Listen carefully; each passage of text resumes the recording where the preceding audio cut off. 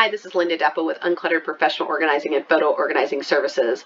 I thought I would put a quick post on Facebook regarding a step that I just shared in a webinar that I taught. Simple steps today can prevent difficult steps tomorrow. And it's all about preparing for the just in case. But this one, I thought this tip was very pertinent for right now, especially with our loved ones potentially having to go to a hospital by themselves, especially if it's a child or an older person who needs help with explaining to doctors their history, their medical history. So I've had a couple friends who have already written this up for their family members and their loved ones and thought I would share it with you. This is something that I have carried in my wallet now for about 10 years.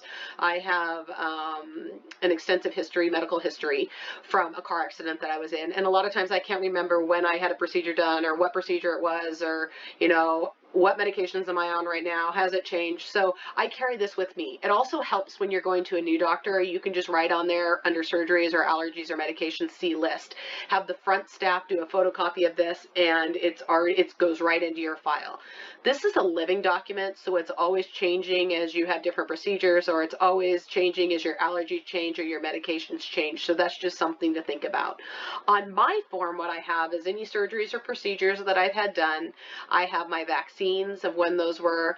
I have my allergies of what my medications are and what my allergy is or intolerance is to the medication and why. And then my list of medications. This is not my actual list. This is stuff that I pulled from other lists and just different medical procedures and things that I have on just a dynamic list that I carry. So just wanted to let you guys think about that. And this is something, again, this is something that you can carry in your wallet or you can send with a loved one if they have to go to the hospital. Now, something that you might want to include is information on care. You can see that on the bottom right of this. Put information on there like if they have hearing aids, so that if they have an MRI, they can make sure the hearing aids are taken out. If they have partial dental implants that need to be removed, if they have a hip replacement, or they have a pacemaker, they have a neurotransmitter. These are all things our medical professionals need to know. So anything that you think is a pertinent medical information question or something that you've been asked in the past, put that information there in case you can't communicate that yourself or your loved ones can't communicate with the doctors themselves. Then also put on there if your loved one has extra care issues like they have dementia or Alzheimer's, or they have some mental health issue, or they cannot communicate things, put that in there. Put ways to calm them down. Put people that they might be talking about that have passed on with dementia issues, like if it's their spouse or a loved one or a child that they're talking to, so that the medical professionals know that this is something that happens. This is something that is normal because they're looking for things that are out of the normal. So those are all good things to put down. Put down how many packs of cigarettes you smoke a day in case you can't have that answered. I had that asked about by a medical professional, and I wasn't sure of the answer, so have that written down.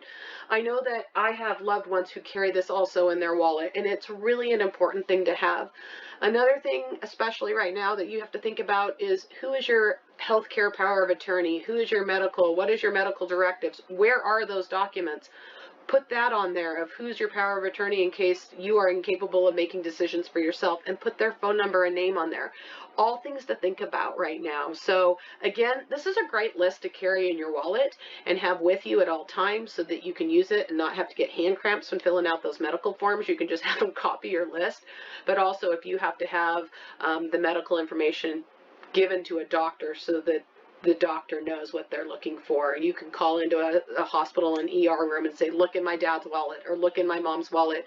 That's where her medical information is. And then have a copy that you could email into a medical facility if you have a loved one that is older, or even the younger ones. To have their information is super important because we never know when or if something's going to happen. So just want to give you that really quick thought of medical information that you should carry or have close. So if an ambulance comes to your house, you can pull that envelope off the inside of a cupboard and hand it to the medical professional picking up your loved one and taking them to the hospital so that they can get the best care possible, or you can get the best care possible because the medical professionals, they have the information they need to treat you.